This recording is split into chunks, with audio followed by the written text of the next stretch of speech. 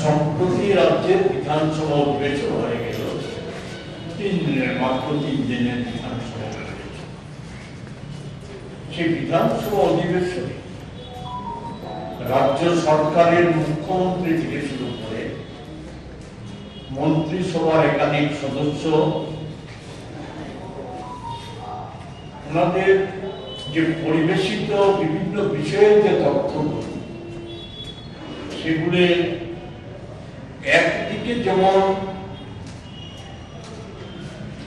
তাদের যে ব্যর্থতার নজির উঠে এসেছে, অন্যদিকে রাজ্যবাসী আতঙ্কিত হয়েছে সে তথ্যগুলি।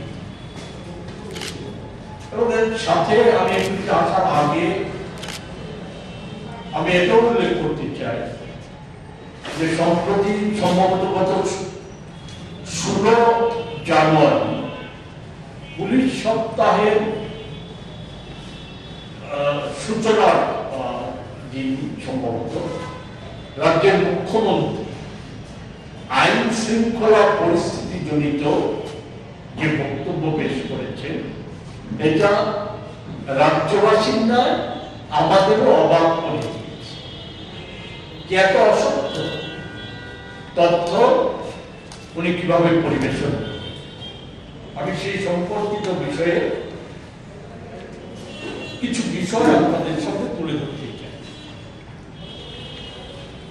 মুখ্যমন্ত্রীর বিধানসভায় যে ফিরিস্তি,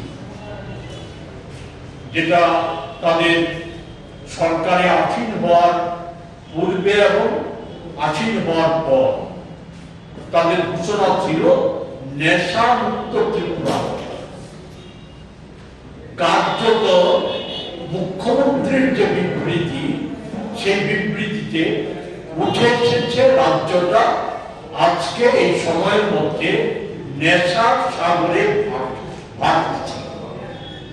এবং এই ক্ষেত্রে যে নেশা সামগ্রী উদ্ধার সহ যে নেশা পাচারকারী বা নেশার ব্যবসায়ী যাদেরকে গ্রেপ্তার করা হয়েছে, এই ক্ষেত্রে যে তথ্যটা দেওয়া হয়েছে, এটাও এক কথায় বলা যায় যেটা সিন্ধুর মধ্যে বিন্দু মাত্র।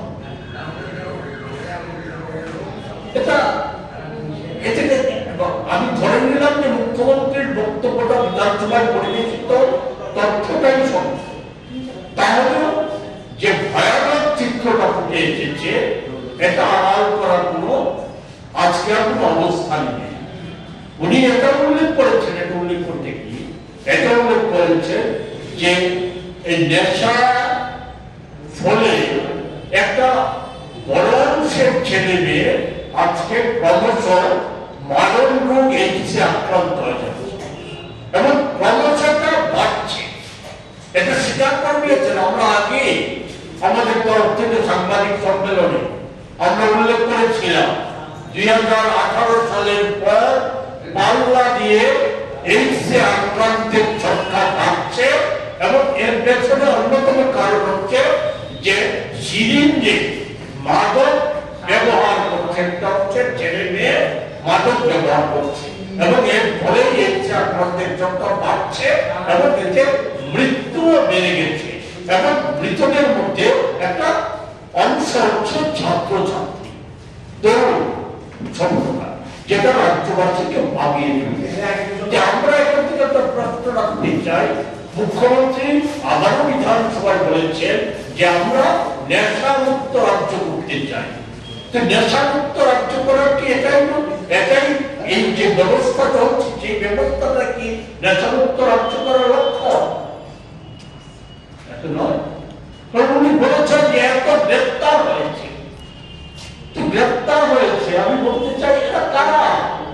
অধিকাংশই হচ্ছে গাড়ির চালক, হ্যান্ডিম্যান, আর বড় যে হচ্ছে 5টা 10টা ট্যাবলেট সরবরাহকারী, কিছু গাঁজার টুকরা সরবরাহকারী, এই সমস্ত কিছু তাদেরকে গ্রেপ্তার করা হচ্ছে এবং তাদেরও একটা বড় অংশই হচ্ছে যাদের পেছনে ছাপটা হচ্ছে ছাত্র দলের ছাপ। এর ফলে গ্রেপ্তার পরেও সহজেই তারা ছাড়া পেয়ে যাচ্ছে। আর আসল কারবারি যারা, তাদের টিকিট স্পর্শ করতে পারছে না। আমরা সেই জায়গায় দেখছি, শুধু এটা আমাদের কথা নয়, আপনারা জানেন, আপনারা খবর প্রকাশিত করেছেন যে সম্প্রতি কিছুদিন আগে আমাদের দেশের ইডি রাজ্য সরকারের আগোচরে রাজ্য পুলিশকে না জানিয়ে রাজ্যে তারা তল্লাশি চালিয়েছিল।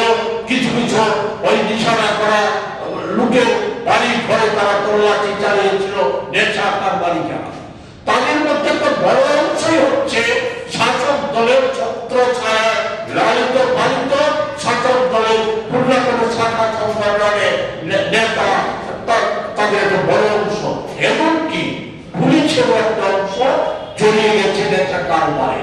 উত্তর জেলার কিছুদিন আগে এক পুলিশ কর্মীকে সাসপেন্ড করতে হয়েছে নেশা কারবারে জড়িত থাকার পরে। এই হচ্ছে, আর আমরা দৃঢ়তার সাথে বলতে চাই যে রাজ্য সরকার প্রকৃত নেশা কারবারিদের সরকার এবং শাসক দল আড়াল করে রাখছে, তাদেরকে তাদের টিকিও স্পর্শ করছে না। কারণ তাদেরকে যদি স্পর্শ করা হয়, একটা কথা আছে, কান টানলে মাথা চলে যাচ্ছে বলে, সেখানে আতঙ্ক আছে,